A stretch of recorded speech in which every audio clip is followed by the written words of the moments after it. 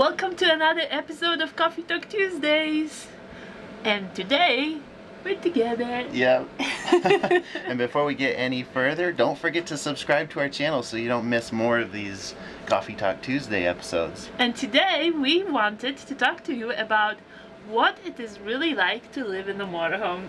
I bet a lot of you wonder, and so yeah, let's hear it. We're gonna try to be as honest as possible. So, oftentimes I feel like this idea of living in a motorhome is a little glorified, I guess. People think, oh, it's so great, you just go on trips all the time and everything's exciting a lot, and part of it is true. But then there's the reality. Yeah. So we're gonna talk a little bit about the reality today and hope that we don't scare you guys. One of the hardest things about living in a motorhome for me, I guess, is not having much room for stuff. I mean, this motorhome doesn't have that much storage if you think about it, and now there's 5 of us. And so that makes it that, when you take care of all the important things like clothes and dishes and, things that you need to run a family life, there's not really that much room for personal items. So before we moved into a motorhome, I loved collecting notebooks. I don't know why. There's something about the unwritten pages and the smell of new books. I don't know, whatever. It's me.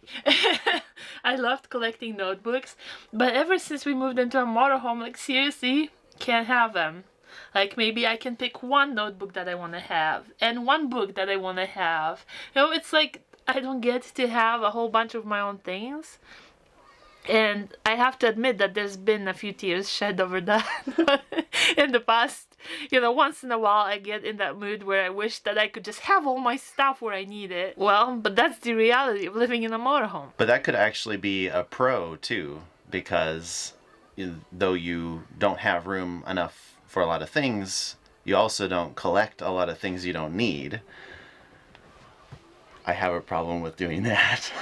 So it's been good for me in the downsizing process to live here. But one of the downsides of living in an RV for me would probably be the tight space, as far as, walking to and fro around, trying to get from here to there with so many people, also trying to get from here to there. So there's lots of, bumping into each other. And then once the kids spread their toys around, it's just, there's no hope.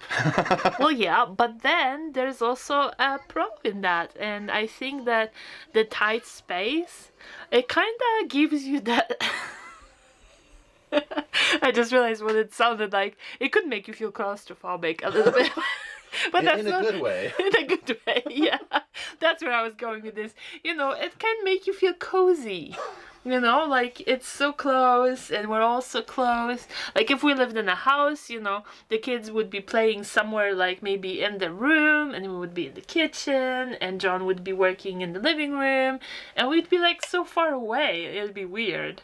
Whereas here, it's I can be working in the kitchen, the kids will be playing right underfoot, and John will be working on the table. We're all here together, cozy. But then, of course, on that note, there has been several times that we do wish that we had separate rooms like a house would, so that there's noise reduction, especially for the nursery, where we don't have a nursery, so any noise wakes up the baby trying to nap. Or at night when John wants to work on his drawing and I wish I could work on my puzzle.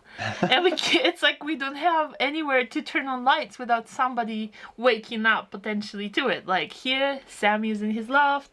There we have 2 other babies. And so we've been using the curtains, which were kind of okay, but it does make you wish that we had a living room where we could just have the babies in their bedrooms, and then, we could watch TV without headphones or something crazy like that, Yeah. It's that would be kind of nice. I would probably have to say that the worst part about RV life is the chores, the RV related chores that nobody wants to do, but they have to get done, like dumping tanks. Yeah. I'll give you that. There's probably not a positive way to spin that one. Yeah. Also the condensation in the winter time. The condensation builds up in the corners on the walls. It's just a mess. You just have to clean it up every day. Any positives on that one? Well, unless you get thirsty, you can lick the wall. Okay, so then why do we live in an RV? Good question. No, I mean, in all honesty, there's been quite a few tears shed over the years. I mean, we've lived here for what? We've lived for what? Over 3.5 years in this motorhome now. And so, yeah, I admit there's been some tears shed. Mm-hmm. And so why do we keep doing this? I would say that the answer to that one is because we want to be able to travel and, see the country, see places we haven't been, and we want to take our home with us. All of our stuff is here, and it's not like we're camping. This is our life. Right. And our boys have their beds and everything, so it's like to them, the effect of traveling isn't so draining. And for us too, because the kids have their beds and their toys and everything. We don't have to live out of suitcases when we traveled. And then there's that one morning in Grand Tetons when John went out with the boys for a walk, and I was just kind of by myself in the motorhome having a quiet moment, and I had the door open and I was sitting on the floor kind of in the doorway looking out at the view, and I was just thinking, yeah, this life comes with lots of sacrifices. It's not easy. Sometimes it's really hard. But it's times like this that you feel like there's that reward where, you put up with some things that maybe you wish you didn't have to, but then you get to do some of this stuff that you couldn't otherwise do. Yeah, I could echo that. It's really fun to be able to travel and arrive at a destination and already be home. Yeah. I never get bored of that. It's always fun. It's always an exciting thing. It's always fun to be comfortable in your surroundings, but to be in a completely different place every day, Yeah, I know. It's kind of fun in the morning. You get up and get a cup of coffee, sit down, and okay, where am I? Take a double look because it's a different place, and I don't know. It's fun. That newness. It's kind of really fun. And yeah, when Sammy was little, Sammy would always wake up in the morning and then run over to this window right here and look out the window and be like, where are we? Yeah.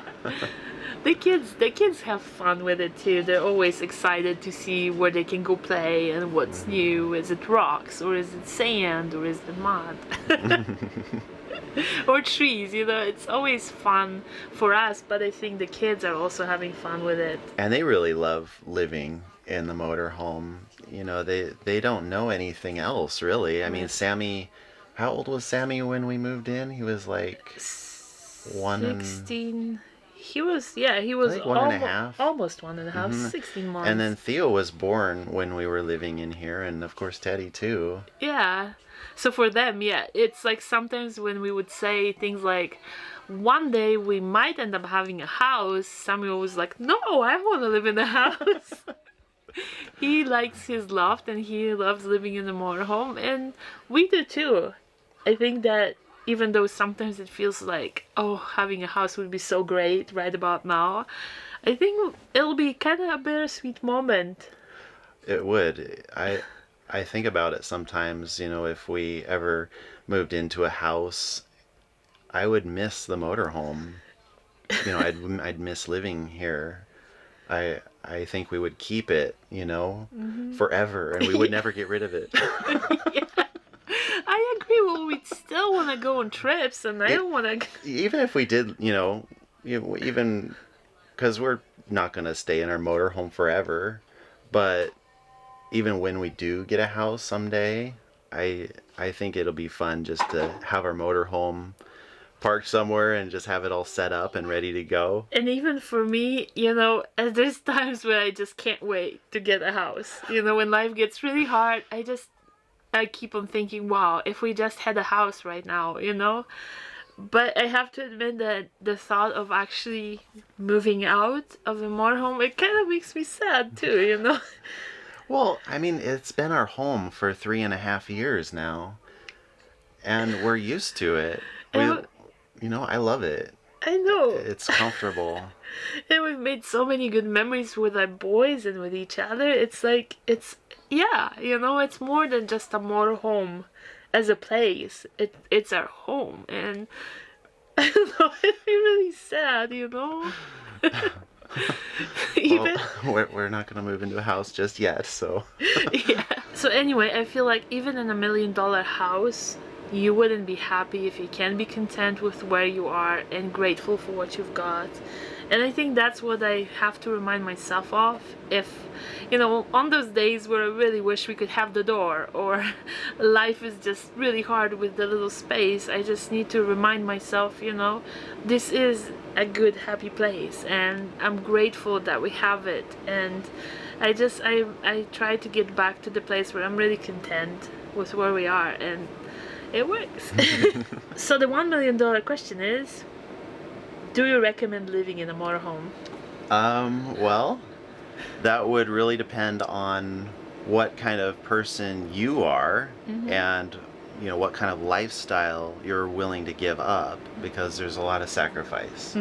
We love it, and lots of other people love it, but it does come with its challenges, but it also comes with its rewards. But you gotta weigh the good and the bad, and then decide. And for us, we love it. Yeah.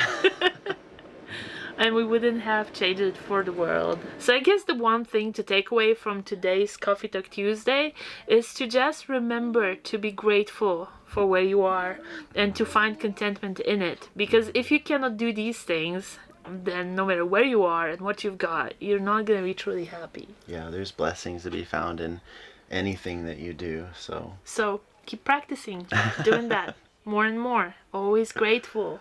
Always grateful. All right, well, we're going to say bye now.